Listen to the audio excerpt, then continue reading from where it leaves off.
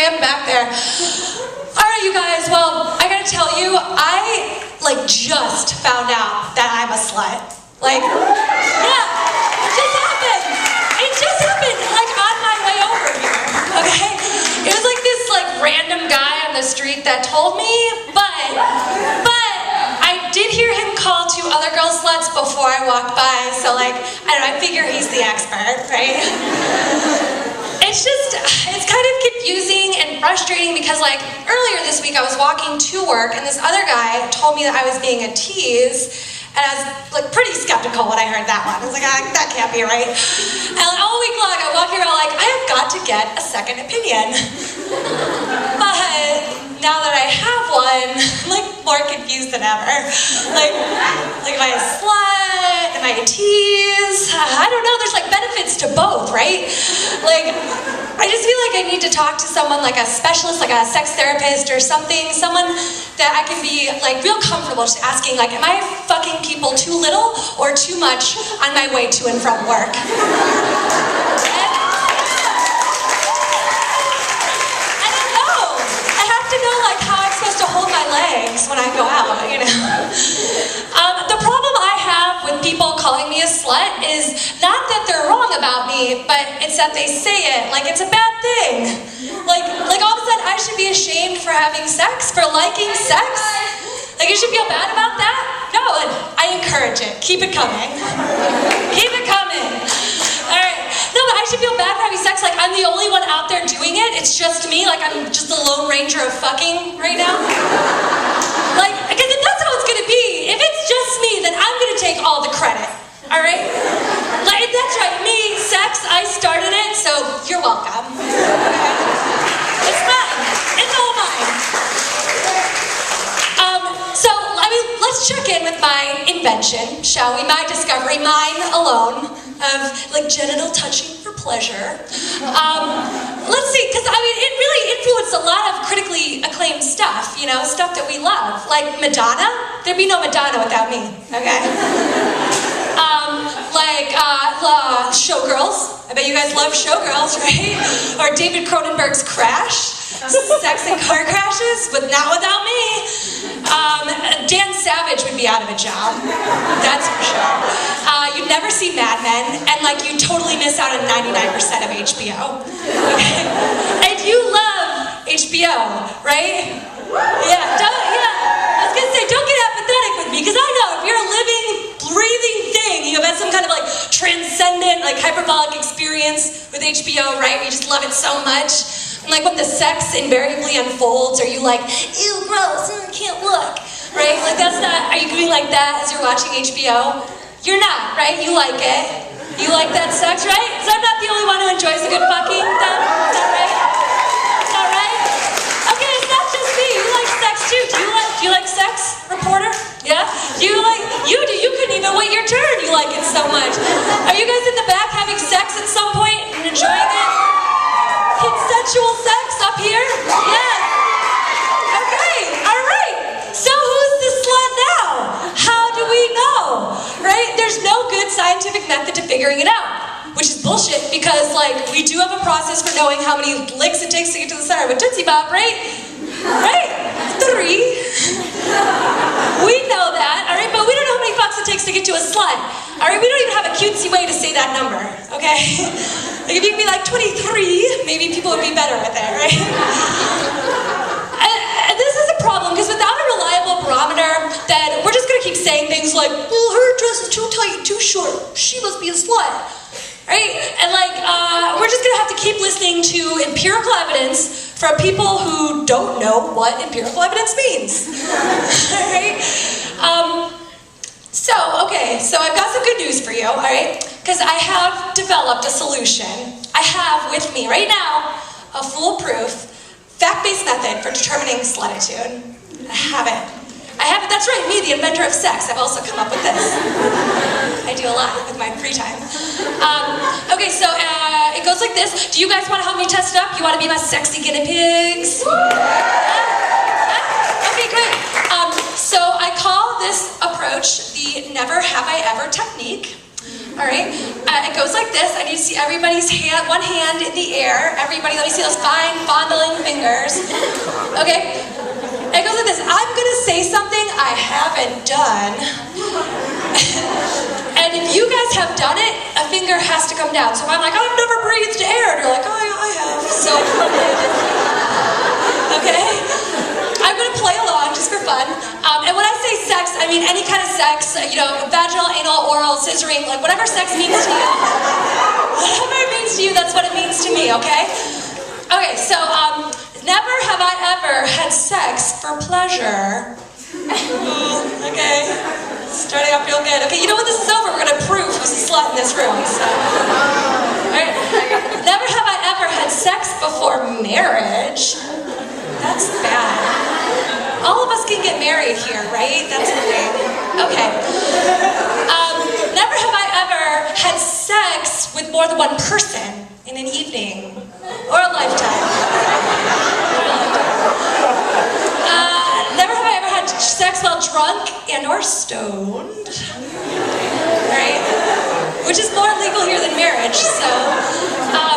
Alright, never have I ever had sex in like a movie theater or a bar bathroom or a concert or my friend's house, the backseat of a car or a balcony or the beach or my own hallway of my own goddamn apartment because I couldn't wait to get laid.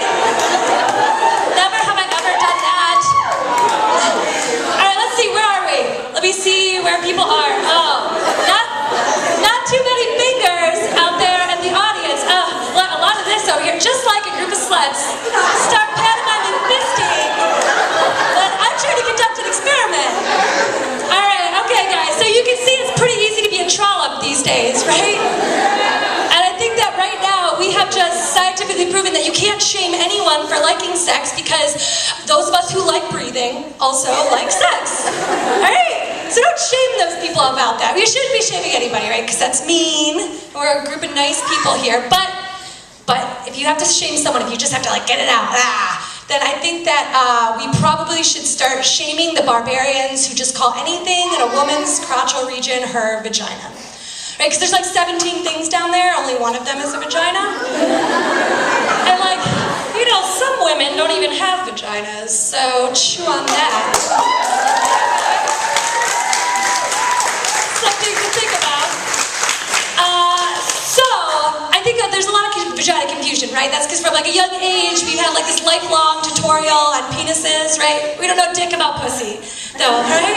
That's a huge problem. Like my first experience with vagina confusion was like, I don't know, probably like 10 years ago when I was in high school, because I had a lot of these like fraught late nights on AOL Instant Messenger.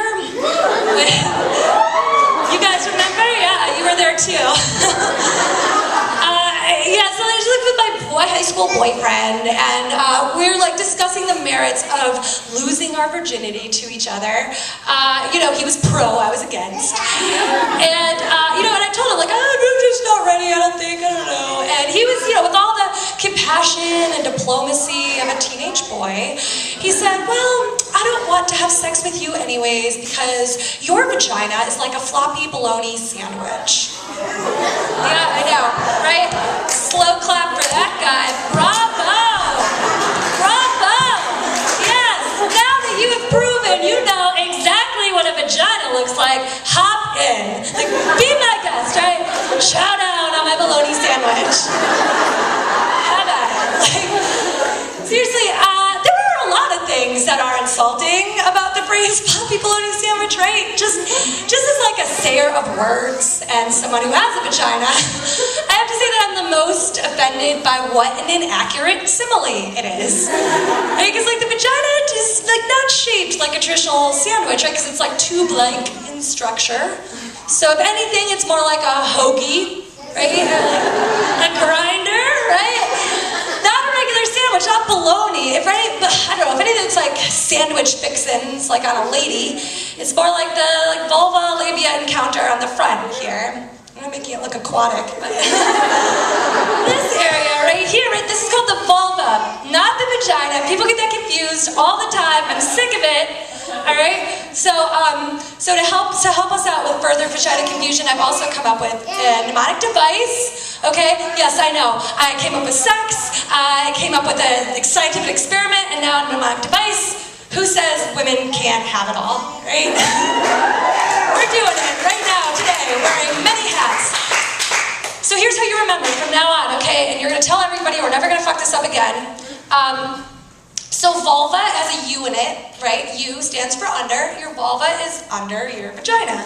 And then vagina has a G in it, like ghost. And your vagina is like a ghost because it like hangs out in the dark, you know, kind of like cloaked in mystery. And like when you're least expecting it, it's gonna make a weird noise. And like a lot of people don't know how to make it happy or what they're supposed to do with it. So your vagina is a ghost and your vulva lives under it. All right. If you're not buying that, I see some skeptics in the audience. Whatever. You can also go with like, okay, your vagina is like Space Mountain. And your vulva is Cinderella's castle, right? You gotta walk through Cinderella's castle to get to Space Mountain, all right? There's no back entrance to Space Mountain. You can't just ride Space Mountain and go home. You have to pay attention to Cinderella's castle. It's an integral part to the Magic Kingdom. Respect it, right? All right. In summary, all I'm trying to say is that if you want to touch genitals, you have to know their names. Okay, because otherwise you just look like a dummy. Alright? Like, is there any other body part that you guys can't name on yourselves? Or on anyone? Like, you ever like going into the doctor and you're just like, oh, my elbows have been hurt because I'm kneeling on them all day. The doctor told me those aren't my elbows, they're my knees. Like, what? Like, what a surprise! Like, that scenario has never happened, okay? Because like 20 years ago, you guys took the time to learn the difference between your elbows and your knees. So take the time to learn the difference. All right, so if you're looking at a naked lady and you think the first thing you see is her vagina, then you're doing it wrong. All right, moving on. There's just one more thing I want to say about floppy bologna sandwich and why it sucks.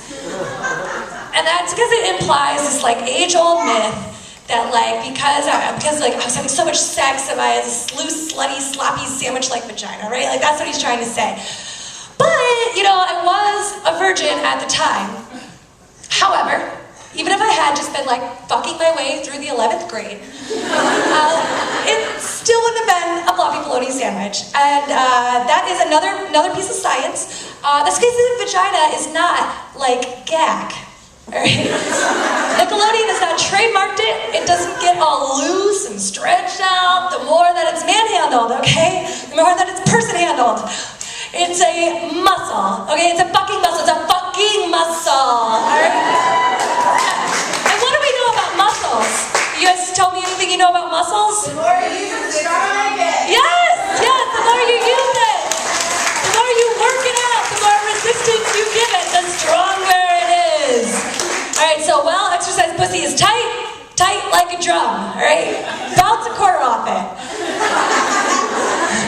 More science experiments for when you get home. So, just the next time you hear people like hating on sluts and their sandwiches, you can just be like, actually, science and comedy taught me that a slutty vagina is a snug, wonderful place that anyone would be lucky to visit. Just like the Magic Kingdom. Alright, thanks a lot you guys, you're awesome!